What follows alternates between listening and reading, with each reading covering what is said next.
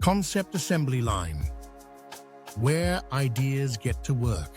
If you've ever stood in a dealership lot or surfed their webpage, comparing electric vehicles side by side, chances are you focused on the obvious: range, charging time, price.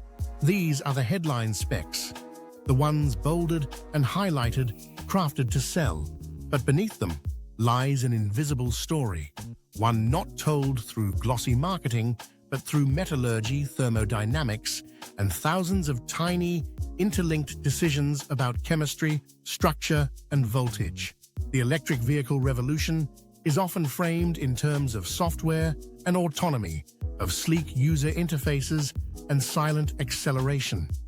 But the soul of an EV is its battery. And the story of EV battery performance is not simply about how big a battery is.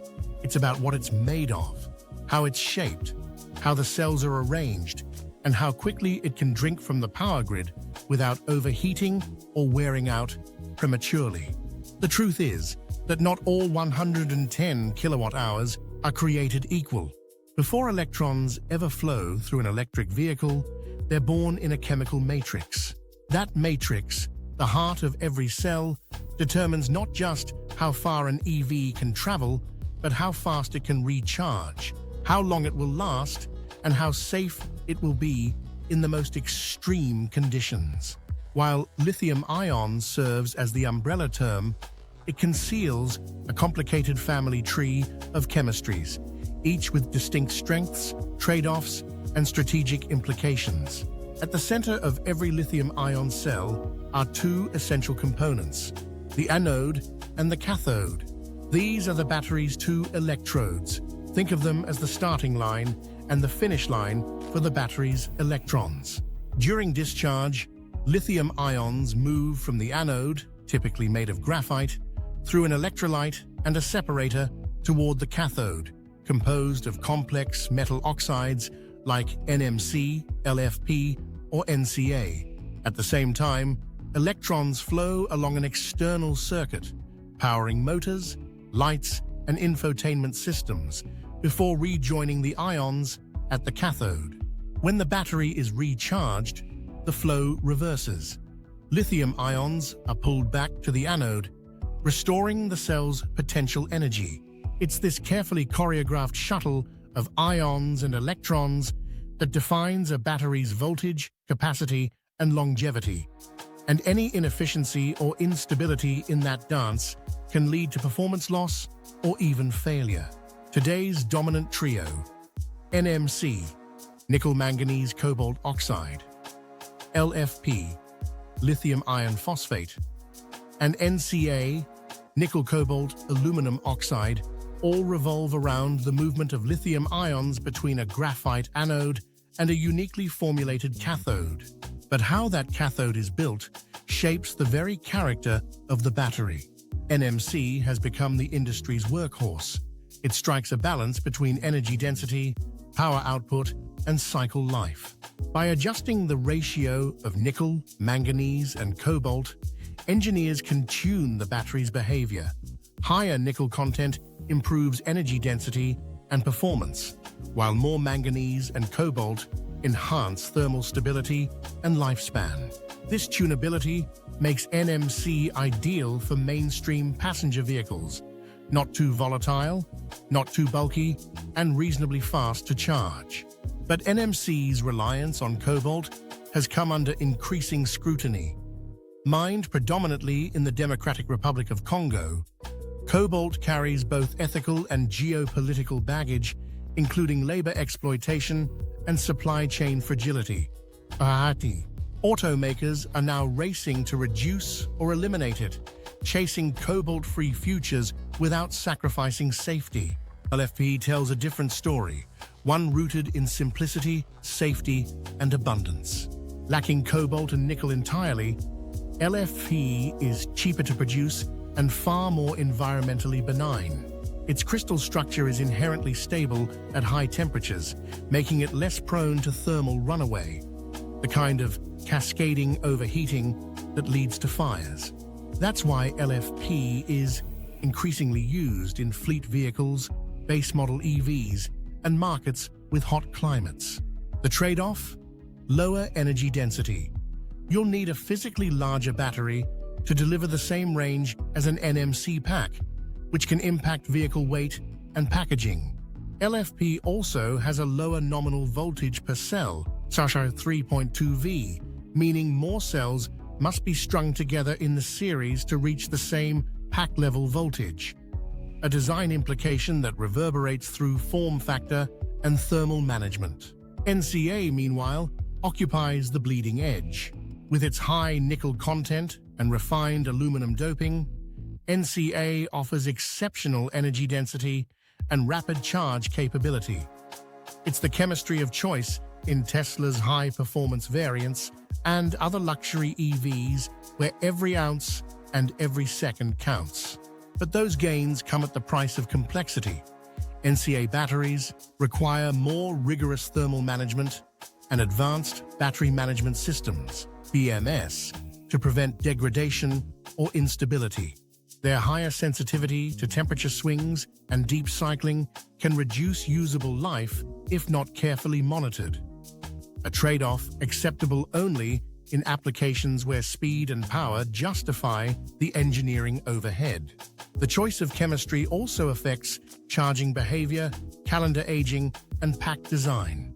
LFP cells can tolerate deeper discharges without significantly shortening lifespan, which enables EV makers to use a higher percentage of the total battery capacity, effectively narrowing the real-world gap in range performance. NMC and NCA packs, on the other hand, are often buffered with a reserve to extend life, meaning a 100 kilowatt-hour pack may only deliver 90 kilowatt-hour of usable energy. Over time, the differences in cycle life, often measured in full charge-discharge cycles, also become stark. LFP can last 3,000+ cycles under optimal conditions, compared to roughly 1,000–2,000 for NMC and NCA. This makes LFP increasingly attractive for commercial fleets, buses, or taxis, where total lifetime operating cost takes priority over acceleration or long-haul range. In short, chemistry isn't just a scientific detail, it's a strategic choice, one that shapes cost curves, geopolitical risk, supply chain resilience, vehicle design, and even long-term resale value. What's inside the cell defines what's possible outside the car. And as battery chemistries continue to evolve, with solid-state, sodium-ion, and lithium-sulfur contenders on the horizon, every automaker must choose their chemistry not just by the numbers, but by the futures they're trying to build. If chemistry determines a battery's personality, format defines its body language. While EV battery packs may look like sealed black slabs tucked beneath the cabin floor, inside them lies a geometric debate. One where engineers must constantly balance energy density, manufacturability, cooling efficiency, and structural integration. There are three main cell formats in use today: prismatic, cylindrical, and pouch. But within each format lies a spectrum of design approaches, each with its own strengths, weaknesses, and implications for system voltage, safety, and performance. Prismatic cells are rigid rectangular blocks. Think energy-packed juice boxes. Their shape makes them easy to stack efficiently into modules, minimizing wasted space.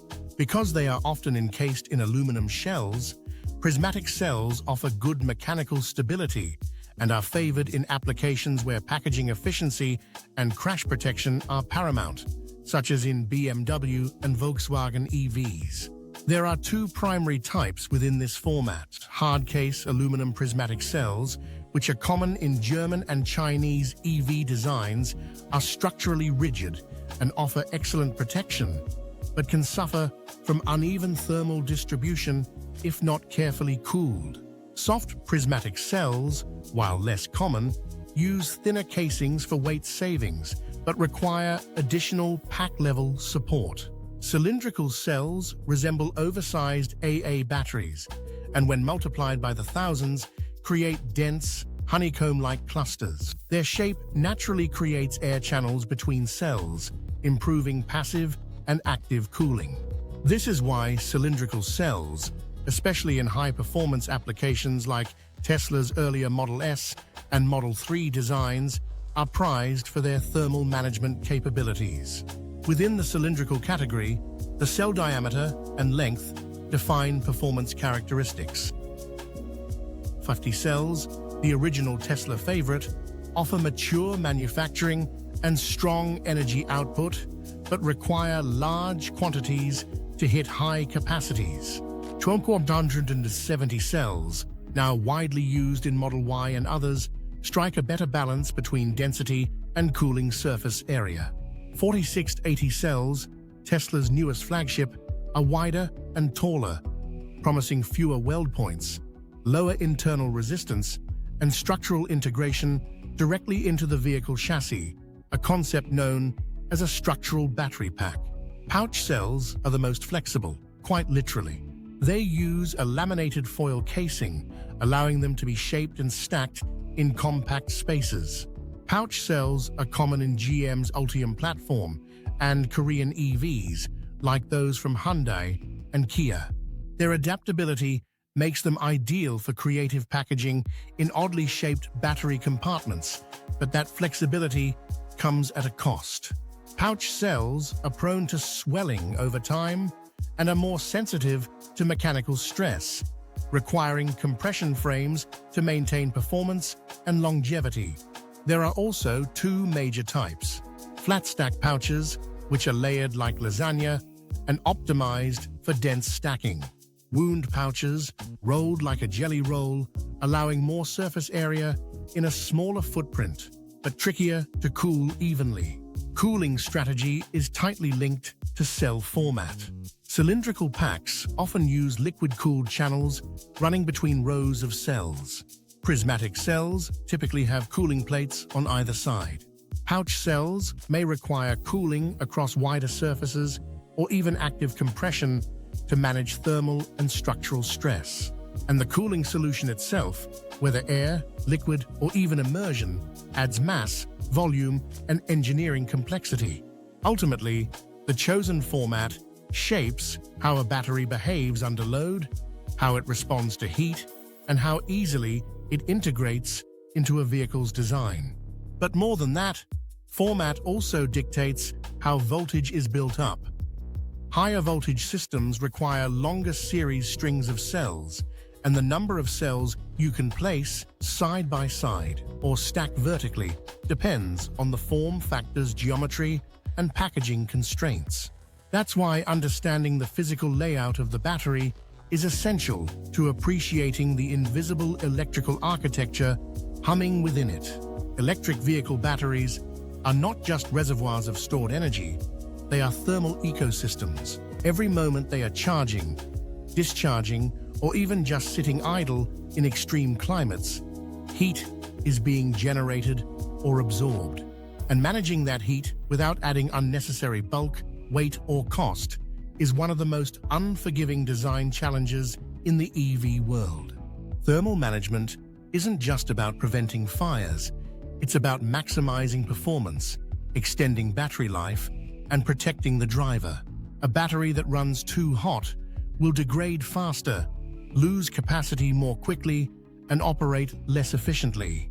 A battery that runs too cold may struggle to accept a charge or deliver full power, especially in winter climates. Striking the right thermal balance is both an art and a science, one made more complex by the diversity of chemistries and formats that each behave differently under thermal stress.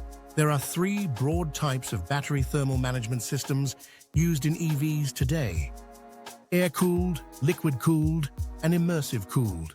Air-cooled systems are the simplest and cheapest. They use ambient air, sometimes forced with a fan, to dissipate heat from the battery pack.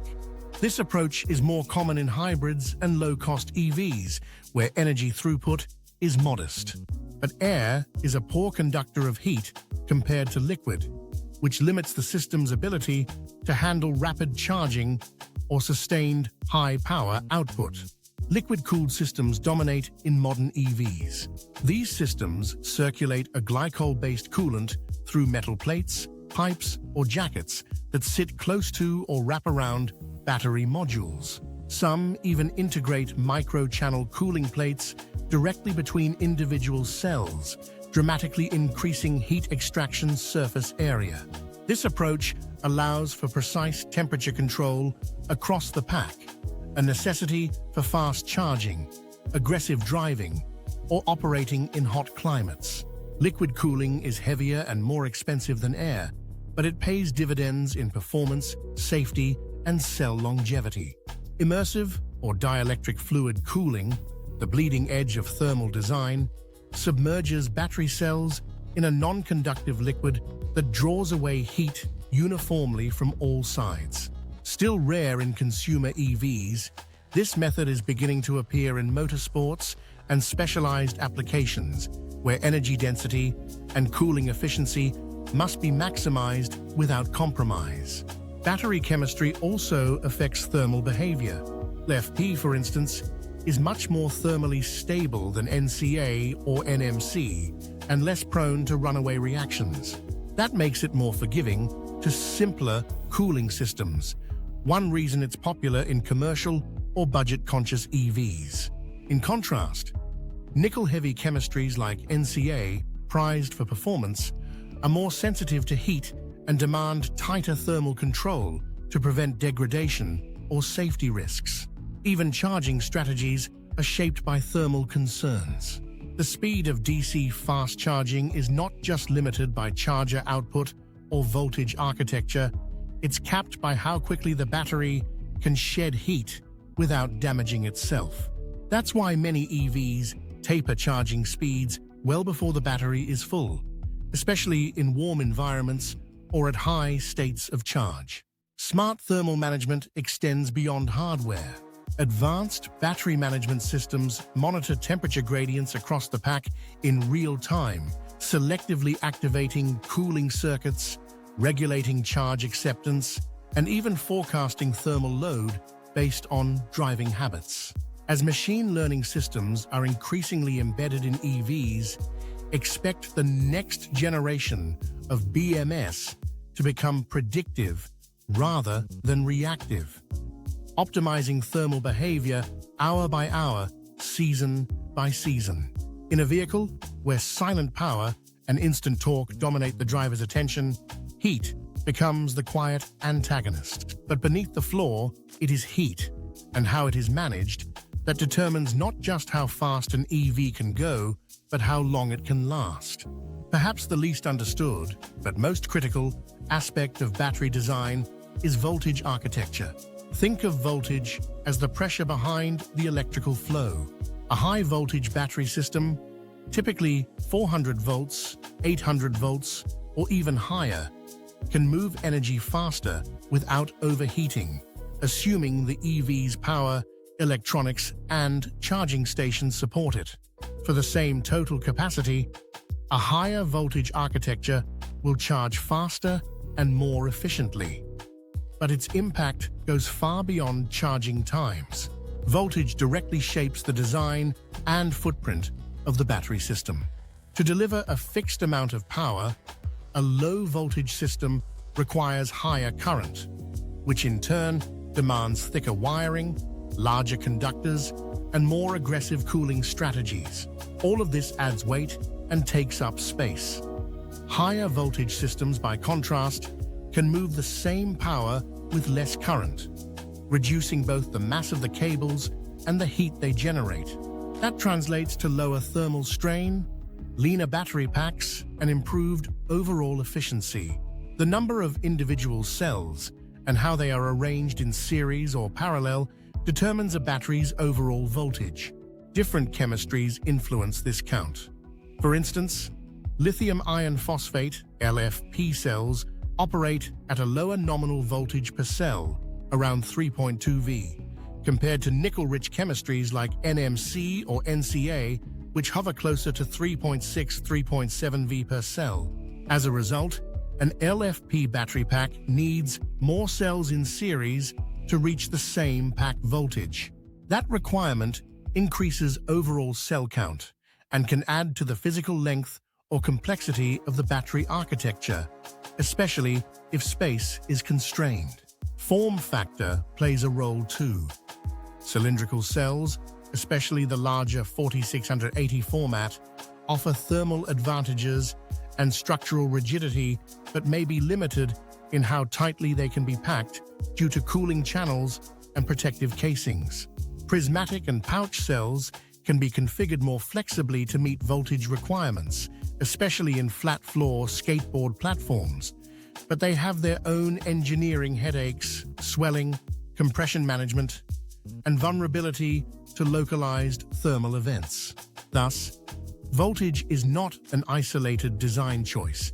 It is the invisible thread running through every other decision. It influences how many cells a battery needs, how those cells are arranged, how heavy the vehicle ends up, how fast it can charge, and even how safely it can operate. It's a silent force, yes, but one that shapes the very skeleton of the electric vehicle. This video is part of a broader project to reimagine public policy for real people. Grounded in modern monetary theory, committed to abundance over austerity, and focused on rebuilding the freedom infrastructure of everyday life. If my work resonates with you, share it. Subscribe on YouTube for more multi-format content. Together, we can reclaim what was once built and build it back better.